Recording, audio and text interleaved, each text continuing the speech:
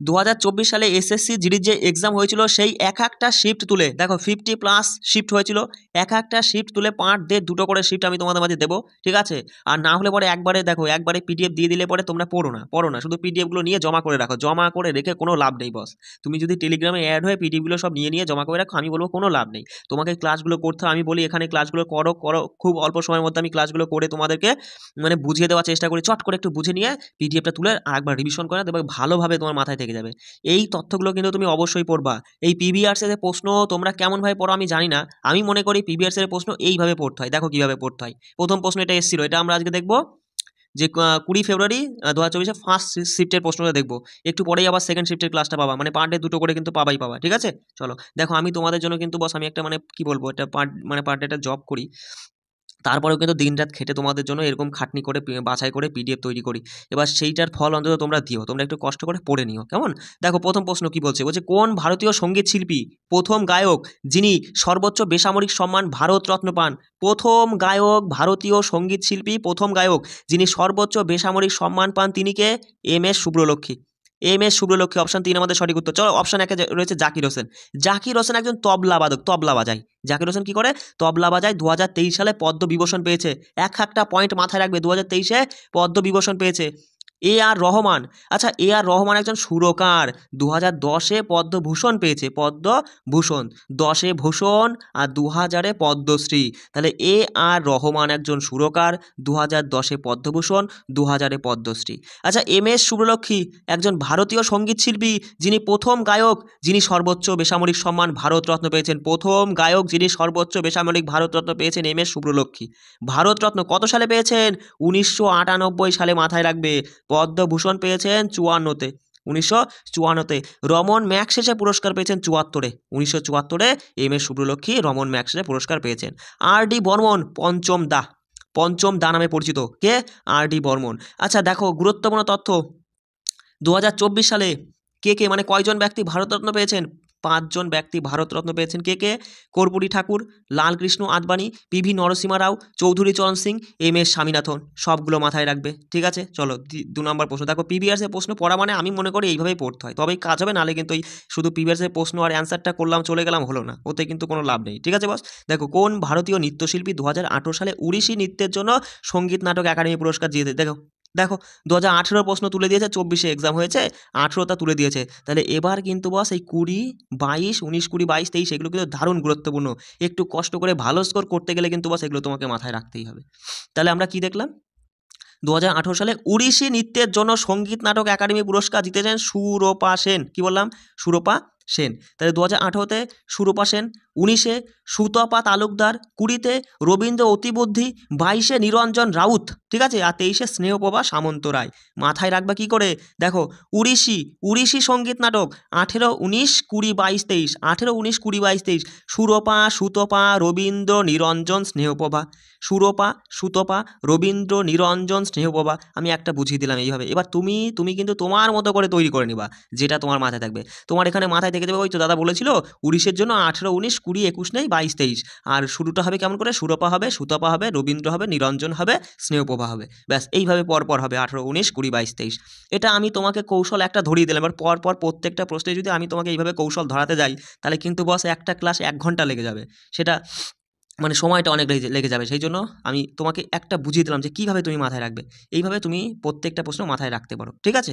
দেখো পরের প্রশ্ন এসেছিল যে ভারতীয় সংবিধানের 4-এর এ অংশ অনুযায়ী যিনি একজন পিতা বা মাতা বা অভিভাবক, তার দায়িত্ব রয়েছে তার সন্তানকে শিক্ষার সুযোগ প্রদান করা, বা যেটি হতে পারে ড্যাশ বছরের মধ্যে ওয়ার্ড, কত বছরের মধ্যে? 6 থেকে 14, অপশন 2, তাই না? 6 থেকে 14 বছরের মধ্যে। বা দেখো ভারতীয় সংবিধানের এই যে এই অংশটা 4-এর এ অংশ কিসের সঙ্গে যুক্ত? মৌলিক কর্তব্য নিয়ে কাজ করে, মাথায় রাখবে। কি নিয়ে কাজ করে? মৌলিক কর্তব্য নিয়ে কাজ করে। এবার দেখো ওই 86তম সংবিধান সংশোধনী হয়েছিল 2002 সালে। কততম?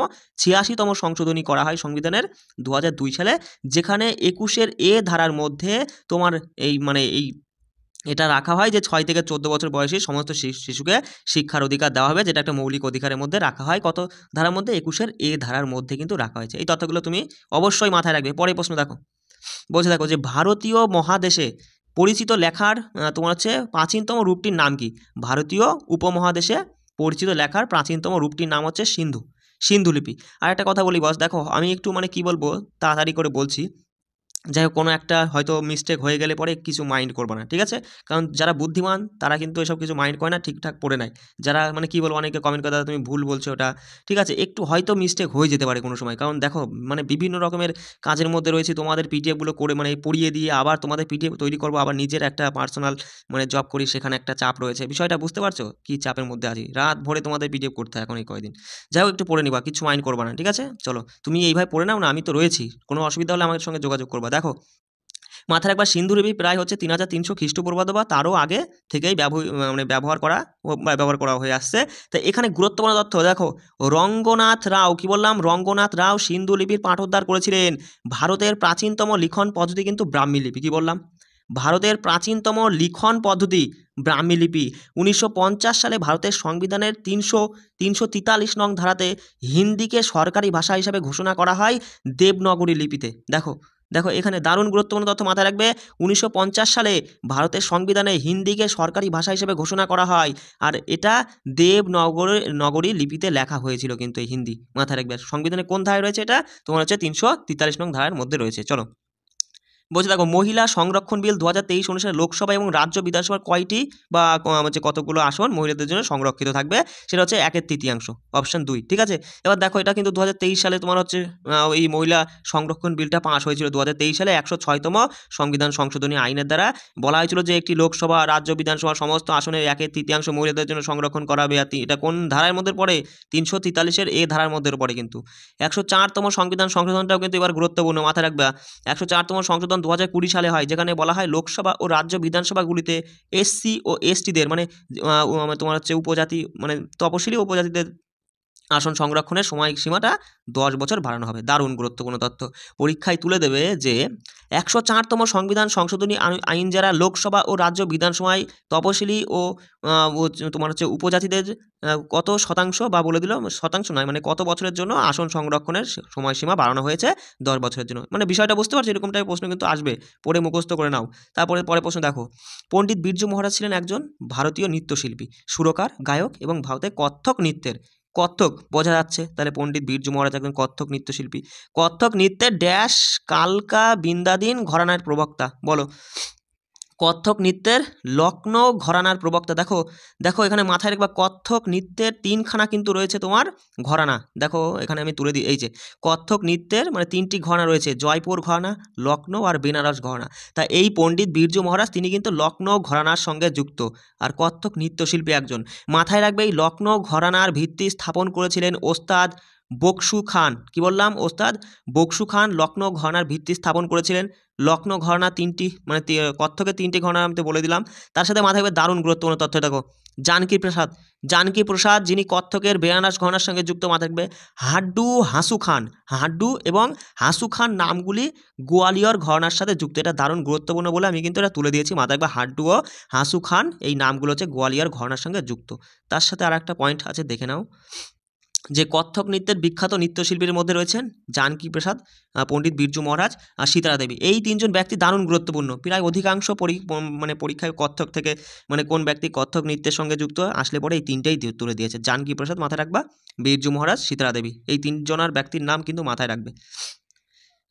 পরের প্রশ্ন দেখো, বলছে অ্যাথলেটিক্সে IAAF বিশ্ব চ্যাম্পিয়নশিপ ড্যাশ সাল থেকে সম্পূর্ণ পেশাদার প্রতিযোগিতায় পরিণত হয়? 1997। কত?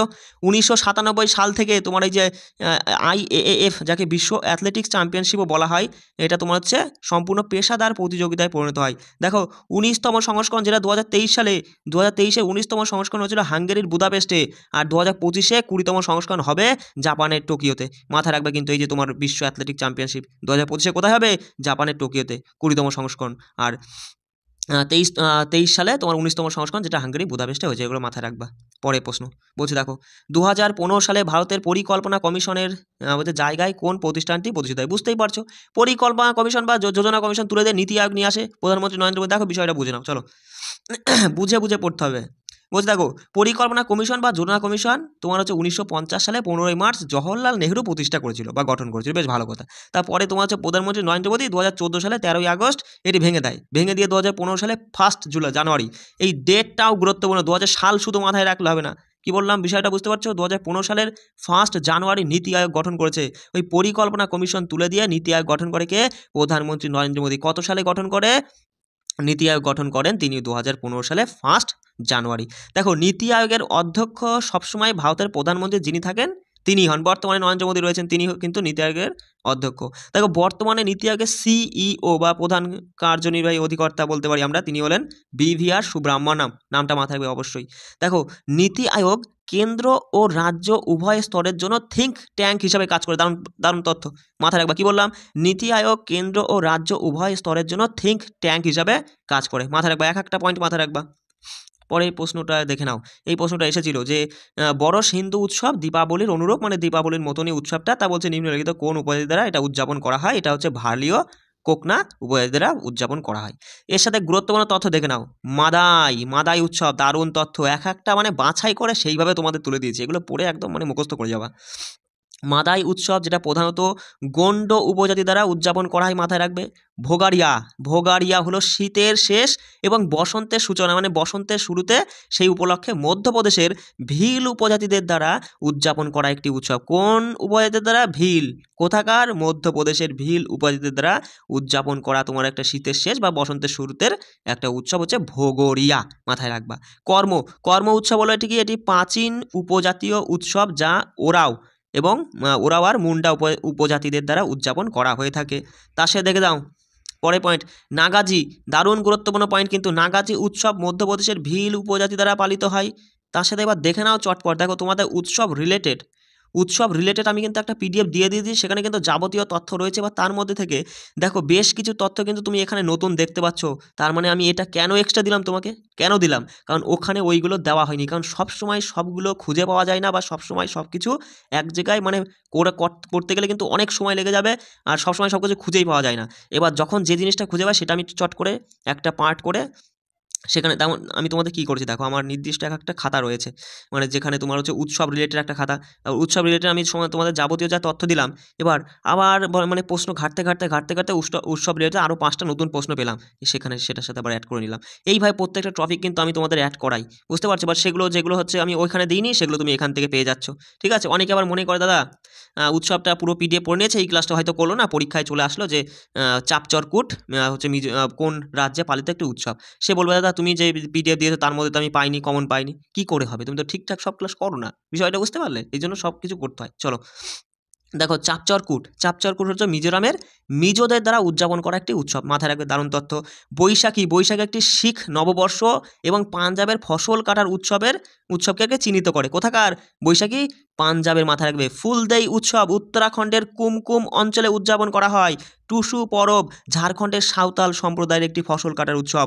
মুন্ডা এবং সাঁওতাল উপজাতিদের দ্বারা উদযাপিত সেহরাই, মাথায় রাখবে, সেহরাই হলো একটি ফসল কাটার উৎসব। এই সেহরাই উৎসবটা কাদের দ্বারা উদযাপিত হয়? মুন্ডা এবং সাঁওতাল উপজাতিদের দ্বারা উদযাপিত হয়। তারপর দেখো ভাদ্র পূর্ণিমা, একটু দেখে নাও। ভাদ্র পূর্ণিমা কর্ণাটকের সিদ্ধি সম্প্রদায় দ্বারা পালিত হয়। কর্ণাটকের, মাথায় রাখবে, কোদাভা সম্প্রদায় দ্বারা পালিত হুত্তুরি, দারুণ গুরুত্বপূর্ণ। হুত্তুরি একটি ফসল কাটার উৎসব। কোন রাজ্যে পালিত হয়? কর্ণাটকে। কোন সম্প্রদায় দ্বারা পালিত হয়? কর্ণাটকের ভাদোভা সম্প্রদায়ের দ্বারা পালিত হয়। পোলো একটি মানে ষাঁড় পূজার উৎসব, যা মহারাষ্ট্রে পালিত হয়। তোমার হচ্ছে মহারাষ্ট্রের কোলি এবং আগ্রিদের মতো আদিবাসী সম্প্রদায় দ্বারা উদযাপন করা হয়। অবশ্যই তথ্যগুলো মাথায়। আর একটা তথ্য রয়েছে, দেখে নাও। রাজস্থানের ভিল উপজাতি দ্বারা উদযাপিত গাভারি, দারুণ তথ্য বললাম, এটা ছাড়তে পারিনি, মানে এটা তুলেই দিয়েছি। ঠিক আছে? রাজস্থানের ভিল উপজাতি দ্বারা উদযাপিত তোমার এই গাভারি একটি উৎসব, যা বর্ষা ঋতুতে প্রায় 40 দিন ধরে চলে। কতদিন? 40 দিন ধরে চলে। দেখো রঙ্গস্বামী কাপ কতবার পড়িয়েছি বলো? রঙ্গস্বামী কাপ কোন খেলার সাথে যুক্ত? হকি খেলার সাথে যুক্ত। আরও দেখে নাও, Bombay gold cup, Aga Khan cup, Beighton cup, Stanley cup, Dhyan Chand trophy, বলছে lady Ratan Tata trophy, Nehru trophy, Rangaswamy trophy বা রঙ্গস্বামী কাপ, যাই বলো না কেন, সিদ্ধিয়া ট্রফি, এগুলো সবই কিন্তু হকির সঙ্গে যুক্ত। পরীক্ষায় দিল সিদ্ধিয়া কাপ কোন খেলার সাথে যুক্ত? দাদা আমরা তো সিদ্ধিয়া ট্রফি পড়েছি, সিদ্ধিয়া কাপ তো পড়িনি, তাই বলে তো হবে না। তুমি তো বুঝেই যাচ্ছ যে সিদ্ধিয়া ট্রফি বা সিদ্ধিয়া কাপ এটা হকির সঙ্গে যুক্ত। বিষয়টা বোঝা গেল? চলো দেখো, এই প্রশ্নটা এসেছিল যে ড্যাশ হলো অর্থ সরবরাহের সর্বাধিক ব্যবহৃত পরিমাণ। অর্থনীতির এই প্রশ্ন দিলে তোমরা পারোই না। তোমাদের অর্থনীতির দেখো আমি একটা ট্রফিক মানে পিডিএফ তুলে দিয়েছি, একদম অর্থনীতি ঝেড়ে ঘেসে সেখানে তুলে দিয়েছি, সেখান থেকে সেগুলো পড়ে নিবা। এবার তার মধ্যে থেকে অর্থনীতির যে টাইপের প্রশ্ন আমি সেখানে তুলতে পারিনি, বা তখন আমার সেটা মনে ছিল না বা মনে পড়েনি, সেগুলো কিন্তু আমি এই যে এইভাবে এর মধ্যে করিয়ে দেবো। অথবা তোমাদের যে 50+ যে আমি তোমাদের হচ্ছে এই মানে কি বলবো ক্যাপসুল করাচ্ছি না, সেখানে তো আমি একটা ছোট ছোট টপিক তুলছি, তার মধ্যে সব পেয়ে যাবে। মানে মোদ্দা কথা তোমাকে জিকের জন্য যা দিচ্ছে এগুলো সব পড়লে না, একটা কথা কি বলতো, দেখো টিসিএস এর যে এক্সামগুলো সেগুলো তুমি আরামসে জিকেতে ভালো স্কোর করতে পারবা। এবার তুমি তো জানোই বস, যারা বুদ্ধিমান তারা কিন্তু দেখো এক একটা এক্সামের জন্য এক একভাবে প্রিপারেশন নেয় না। যেমন টিসিএস কি এক্সাম করায়, টিসিএস রেলের তোমার হচ্ছে এনটিপিসি এক্সাম করায়, রেলের গ্রুপ ডিতে তোমার তো জিকের পোর্শনটা লাগে না। যাই হোক, রেলে তোমার হচ্ছে এনটিপিসিতে লাগে, এনটিপিসিতেই বেশি জিকে থাকে, প্রায় 40টা মতো, 40টার বেশি থাকে, 50টা, তাই তো সেখানে থাকে কিন্তু। এবার যারা কিন্তু বুদ্ধিমান তারা কিন্তু এই সমস্ত প্রশ্ন সব পড়ে যাবে। মানে যারা হচ্ছে ধরো এনটিপিসির জন্য খাটছে সে কিন্তু এই সমস্ত প্রশ্ন পড়বে, আরামসে পড়বে। সে জানে যে টিসিএস এই টাইপের প্রশ্ন করে, সে এনটিপিসি হোক আর এসএসসি জিডি হোক আর এমটিএস হোক আর এসএসসি সিএইচএস হলো। বিষয়টা বুঝতে পারলে? এগুলো কিন্তু নিজের বুদ্ধি নিয়ে চলতে হয়। দেখো তাহলে এখানে মাথায় রাখবে যে ড্যাশ হলো অর্থ সরবরাহের সর্বাধিক ব্যবহৃত পরিমাণ, সেটা হচ্ছে M3। ভালো করে বুঝে নাও, অর্থ সরবরাহের জন্য আরবিআই দ্বারা প্রভাবিত 4 ধরনের পরিসংখ্যান রয়েছে। এগুলো পরিসংখ্যান কয় ধরনের? 4 ধরনের। একটা M1, M2, M3, M4। এবার M1 হলো কি দাদা? M1 হলো মোট কারেন্সি নোট এবং কয়েন জারি করা নেট ডিমান্ড ডিপোজিট। মাথায় রাখবে কি বললাম? M1 হলো মোট কারেন্সি নোট এবং কয়েন জারি করা নেট ডিমান্ড ডিপোজিট। মানে আমরা বলতে পারি ওই তোমার হচ্ছে মোট কারেন্সি নোট আর তোমার ওই যে মানে জনগণের দ্বারা আর কি তোমার হচ্ছে আরোপিত যে হচ্ছে তোমার কি যে আমানতটা আর কি জমা থাকে আর কি, সেই বিষয়টা বুঝতে পারছো? চলো তারপর দেখো M2 থাকি। M2তে আমরা হচ্ছে পোস্ট অফিসের সঞ্চয় ব্যাঙ্কগুলির সাথে সঞ্চয় তোমার আমানতগুলি M1 এর সাথে অন্তর্ভুক্ত করি। এই লাইনগুলো তুমি একটু মুখস্থ করে নিবা, কারণ একদম বেসিকভাবে বোঝাতে গেলে আমিও যেটা সত্যি কথা, কারণ অর্থনীতি নিয়ে তো আমি আর মাস্টার ডিগ্রি কমপ্লিট করিনি, আমিও কিন্তু তোমাকে একদম সেইভাবে বুঝিয়ে দিতে পারবো না। আমি শুধু পড়ে মুখস্থ পড়েছি এই টপিকগুলো আগে, সেই জন্য আমি সেইভাবেই তোমাকে বলছি যে তুমি এইভাবে মাথায় রাখবা। বিষয়টা বুঝতে পারো? যেটা সত্যি আমি সেটাই সবসময় তোমাদের বলার চেষ্টা করি। দেখো M3 হলো আমরা M1 এর সাথে বাণিজ্যিক ব্যাংকের নেট টাইপ ডিপোজিটও অন্তর্ভুক্ত করি, মাথায় রাখবা। আর M4 হলো আমরা পোস্ট অফিস সঞ্চয়ের সাথে মানে পোস্ট অফিসের সঞ্চয় সংস্থার সাথে M3 এবং মোট আমানত অন্তর্ভুক্ত করি, এগুলো মাথায় রাখবে। তার সাথে দেখো M3কে মানে সামগ্রিক আর্থিক সম্পদও বলা হয়। কি বললাম? M3কে সামগ্রিক আর্থিক সম্পদ বলা হয়। আর M3 কি সর্বাধিক পরিমাণে ব্যবহৃত হয় একটি পরিসংখ্যান, ঠিক আছে? এটা কিন্তু দেখো সেইটাই ঘুরিয়ে দিয়েছে যে ড্যাশ হলো অর্থসেবায় সর্বাধিক পরিমাণে ব্যবহৃত, মানে সর্বাধিক ব্যবহৃত পরিমাণ, সেটা হচ্ছে M3, মাথায় রাখবে। M1 আর M2কে বলা হয় ন্যারো মানি, কি বললাম? আর M3 আর M4কে বলা হয় ব্রড মানি। এগুলো কিন্তু সব একদম পড়ে মুখস্থ করে নাও। যারা পড়োনি এতদিন তারা এখনও অবশ্যই পড়ে মুখস্থ করবে, এখনও সময় আছে, 25 দিন মানে বহুত সময়। দেখো ভারতের প্রথম অর্থনৈতিক জনগণনার রাজ্য বা কেন্দ্রায়িত অঞ্চলের সহযোগিতায় ড্যাশের সময় তোমার হচ্ছে লাক্ষাদ্বীপ ছাড়া সারা দেশে পরিচালিত। দেখো লাক্ষাদ্বীপ ছাড়া ভারতের মানে সারা জায়গায় আর কি, সারা দেশ মানে কি ভারতের সারা জায়গায় পরিচালিত হয়েছিল কত সালের জনগণনাটা? সেটা হচ্ছে 1977-এর। 1977-এর জনগণনাটা মাথায় রাখবা, সেটা কিন্তু লাক্ষাদ্বীপে হয়নি, তাছাড়া সারা ভারতেরই সারা দেশেই হয়েছিল। তার সাথে দেখে নাও ভারতের জনগণনার ইতিহাসে 1921 সালকে মহাবিভাজন হিসাবে পরিচিত, ঠিক আছে? দারুণ তথ্য কিন্তু, মহাবিভাজনের বছর বলা হয় 1921-এর জনগণনাকে।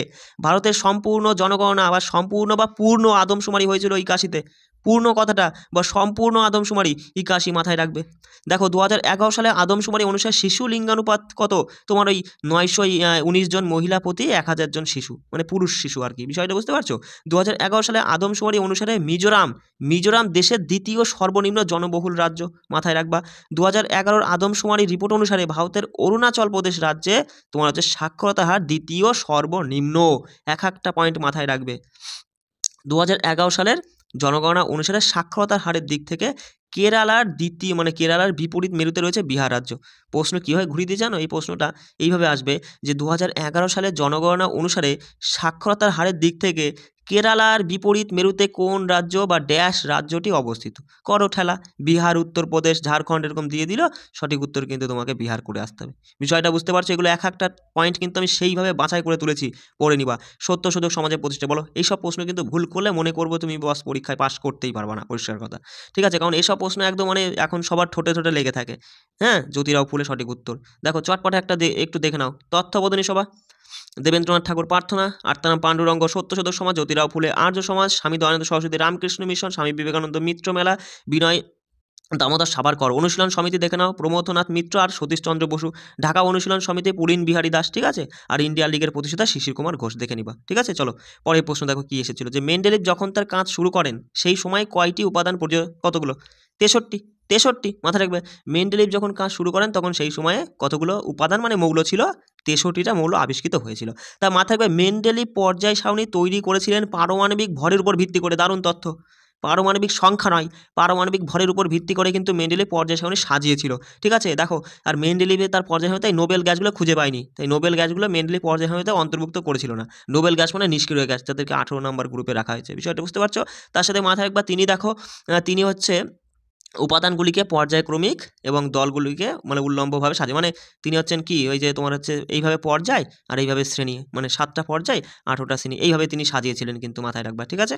দেখো পরের প্রশ্ন কি বলছে, যে বিচারকের অপসারণের বিষয়ে নিম্ন মানে প্রদত্ত বিবৃতির মধ্যে সঠিক কোনটা সেটা তোমাকে জানতে হয়েছে, ঠিক আছে। সম্পূর্ণ করুন নাই, এটা প্রশ্নটা দেখো, বিচারকের অপসারণের বিষয়ে নিম্নের প্রদত্ত বিবৃতি সম্পূর্ণ করুন নাই, মানে কোন বিবৃতি সঠিক সেটা তোমাকে জানতে চাইছে, ঠিক আছে। এখানে মাথায় রাখবা যে হচ্ছে কোনো বিচারককে যদি অবসান করতে হয় করার মানে দেখো 4টে অপশন কি দিয়েছে একটু দেখে নাও। শুধুমাত্র উচ্চ আদালতের বিচারকদের অপসারণের একটি পদ্ধতি নির্ধারণ করে, শুধুমাত্র উচ্চ আদালতে কখনো বিচারককে অপসারণ করার জন্য সে পদ্ধতিটা নির্ধারণ করে না। বিচারকের অপসারণের জন্য একটি অত্যন্ত কঠোর পদ্ধতি, অবশ্যই অত্যন্ত কঠোর পদ্ধতি রয়েছে। কোনো বিচারককে যদি বস তুমি অপসারণ করতে চাও, মানে তুমি বলতে কি অপসারণ করতে হলে তোমার হচ্ছে কি লাগবে, রাষ্ট্রপতির মতামত লাগবে, তারপরে তোমার হচ্ছে সংসদের উভয় কক্ষের মধ্যে 1/3 মানে ব্যক্তির সদস্য সম্মতি লাগবে। তারপরে যদি তোমার হচ্ছে যে বিচারক আছেন তিনি যদি নিজে হাতে লিখে যদি বলে যে হ্যাঁ আমি পদত্যাগ করলাম, তাহলেই কিন্তু পদত্যাগ হবে। বিষয়টা বলছে সেই কিন্তু এটা সহজ কাজ নয়, কঠিন কাজ, এটাই ঠিক বলছে কিন্তু, বিষয়টা বুঝতে পারছো। তারপরে দেখো, বিচারকের অপসারণের জন্য একটি পদ্ধতি নির্ধারণ করে না, এটা তো হবেই না। বিচারক অপসারণের জন্য একটি অত্যন্ত নমনীয় পদ্ধতিও নির্ধারণ করে না। অপশন 2 এখানে সঠিক উত্তর হতে বাধ্য, ঠিক আছে। দেখো পরের প্রশ্ন, এই তথ্য দেখে নাও। ভারতীয় সংবিধানের 124 নং ধারা অনুযায়ী সুপ্রিম কোর্টের বিচারককে তার পদ থেকে অপসারণ করা যেতে পারে। মাথায় রাখবে, রাষ্ট্রপতি শুধুমাত্র একই অধিবেশনে বিচারককে অপসারণ আদেশ জারি করতে পারেন, ঠিক আছে। তার সাথে মাথায় রাখবা রাষ্ট্রপতি তো পারেন, কিন্তু তার সাথে মাথায় রাখবা যে সংসদের 1/3 সদস্যের মতামত থাকতে হবে কিন্তু, তবেই কিন্তু রাষ্ট্রপতি মানে কোনো বিচারককে অপসারণ করতে পারবেন। চলো পরের প্রশ্ন দেখো কি এসেছিল, যে ব্যাডমিন্টন সম্পর্কে নিম্নের কোন উক্তিটি সঠিক। বলছে যে ব্যাডমিন্টন খেলার শুরুতে এবং যখন স্কোর সমান হয় সার্ভার বাম সার্ভিস কোর্ট থেকে না, সার্ভার ডান সার্ভিস কোর্ট থেকে পরিবেশন করে, বাম নয়, এটা ভুল বলছে। সার্ভার এবং রিসিভার সবসময় বিপরীত কোর্টে দাঁড়িয়ে, হ্যাঁ সবসময় বিপরীত কোর্টে দাঁড়িয়ে থাকে, কিন্তু একই দিকে থাকে না বস, কোনাকাটি থাকে না, তুমি তো জানোই কোনাকাটি সার্ভ করে, তাই না বস, তুমি তো জানোই। তাহলে এটাও কিন্তু ওরা ভুল বলছে এখানে, তাহলে আমরা বলবো 1 আর 2 দুটোই ভুল, মানে কোনোটাই ঠিক না। অপশন 4 এখানে সঠিক উত্তর। দেখো এর সাথে দেখে নাও, একটু ছোটো হয়ে গেছে লেখাগুলো, যাই হোক দেখে নাও। যে ব্যাডমিন্টনে একটি দ্রুত কবজি এবং হাতের তোমার অগ্রভাগে ঘূর্ণয়ন যা প্রতিপক্ষকে বিভ্রান্ত করে, এটি স্পষ্টভাবে সফট মানে শাটলককে দ্রুত তোমার হচ্ছে পাসিং শটে পরিণত করে, প্রধানত সার্ভ এবং নেটে ব্যবহৃত হয়, এটি ড্যাশ নামে পরিচিত, এটি ফ্লিক নামে পরিচিত। এই হচ্ছে প্রশ্নটা, সমস্ত তথ্য তুলে দিয়ে বলবে এটি ড্যাশ নামে পরিচিত, ফ্লিক নামে পরিচিত, ঠিক আছে। স্যামস দেখো, স্যামস হচ্ছে কি শাটলককে শক্তিশালী ও দ্রুত হাত দিয়ে মারা। র্যালি হচ্ছে কি দুই খেলোয়াড় বা দুই দলের মধ্যে শাটলককে মারার প্রতিযোগিতা। ড্রপ হচ্ছে শাটলককে নিচের দিকে মারা। লব হচ্ছে শাটলককে পাশের দিকে মারা। এই তথ্যগুলো কিন্তু অবশ্যই, আর তোমাদের তো আমি দিয়ে দিয়েছি, এগুলো সব তুমি পেয়ে যাবা ওই খেলা রিলেটেড। দেখো একটা PDF তুলে দিয়েছি প্রায় 10 থেকে 12 পেজের মতো, যাই হোক হবে, সের মধ্যে কিন্তু সমস্ত এই খেলা রিলেটেড তথ্য কিন্তু একদম তুমি হকি কবাডি যাই ফুটবল ব্যাটবল ক্রিকেট সমস্ত কিছু কিন্তু আমি তুলে দিয়েছি, সেগুলো তুমি পড়ে নিবা, কারণ এই রিলেটেড প্রশ্ন পরীক্ষা আসে। দেখো বলছে যে ড্যাশ হলো একটি দেশ বা একটি দেশের একটি নির্দিষ্ট অংশের সমস্ত ব্যক্তির একটি নির্দিষ্ট সময়ে জনসংখ্যা সংক্রান্ত অর্থনৈতিক এবং সামাজিক তথ্য সংগ্রহ সংকলন বিশ্লেষণ এবং প্রচারের মোট প্রক্রিয়া, সেটাই তো হচ্ছে জনগণনা বা আদমশুমারি। অপশন 3 আমাদের সঠিক উত্তর। এই ছিল তোমাদের ফার্স্ট শিফট 2024 সালে 20 ফেব্রুয়ারি ফার্স্ট শিফটের 17টা প্রশ্ন। দাদা কেন 20টা করে প্রশ্ন থাকে, তুমি 17টা প্রশ্ন কেন দেখালে? 3টে প্রশ্ন বস কারেন্ট অ্যাফেয়ার্স ছিল। কারেন্ট অ্যাফেয়ার্সের প্রশ্ন পড়ার কোনো যুক্তি নেই, কারণ 2024 সালে যে এক্সামে কারেন্ট অ্যাফেয়ার্স এসেছে সেই এক্সাম আমি মনে করি একটা প্রশ্নও মানে রিপিট হবে না। সেই কারেন্ট অ্যাফেয়ার্সগুলো সেই রিলেটেড হয়তো রিপিট হতে পারে, তার জন্য আমি তোমাদের কারেন্ট অ্যাফেয়ার্স জন্য 25টা করে পার ডে করাচ্ছি, মানে 500টা গুরুত্বপূর্ণ প্রশ্ন করাচ্ছি, সেগুলো পড়ো এনাফ। কি বললাম বিষয়টা বুঝতে পারছো? তার সাথে দেখো যে টপিক তুলে দিচ্ছি তোমাদের, ওই অলিম্পিক রিলেটেড প্রশ্ন আসতে পারে, বাজেট রিলেটেড প্রশ্ন আসতে পারে, কারেন্ট অ্যাফেয়ার্স থেকে GI ট্যাগ আসতে পারে, এগুলো সব তো তুলে দিচ্ছি। কেন এক্সট্রা করে তুমি BBS এর প্রশ্ন পড়ে শুধু মাথায় রেখে মাথাটা নষ্ট করতে যাবা? বিষয়টা বুঝতে পারলে আমি মনে করি। এবার তারপরে যদি তুমি মনে করো না ওগুলো পড়তে হবে, তাহলে তুমি পড়ে নিও, অসুবিধা নেই। যাই হোক সবাই কিন্তু এইভাবে ভালো করে এগুলো পড়ে রিভিশন করে নেবো। আর একটা ক্লাস আমি কিন্তু অবশ্যই আনবো, মানে সেকেন্ড শিফটের ক্লাসটা একটু হয়তো সন্ধ্যের দিকে আনবো, ঠিক আছে, কারণ এগুলো তৈরি করে তোমার হচ্ছে আনতে তো হয়, ক্লাস তোমাদের করতে হয়, করাতে হয় আর কি। যাই হোক, তোমরা একটু আমার সঙ্গে থেকো, ঠিক আছে, সবসময়। আর কোনো সমস্যা হলে পরে আমাকে অবশ্যই কিন্তু জানাবা। 6296053459 এই নাম্বারে আমার সঙ্গে যোগাযোগ করবা। আর যারা টেলিগ্রামে অ্যাড হতে চাও, দেখো এই নাম্বারে 99 টাকায় আমি রেখেছি, 99 টাকা পেমেন্ট করে কিন্তু অ্যাড হয়ে যেতে পারে। সমস্ত কিছুর PDF তুমি এই টেলিগ্রাম চ্যানেলে পেয়ে যাবা। রাখছি, জয় হিন্দ।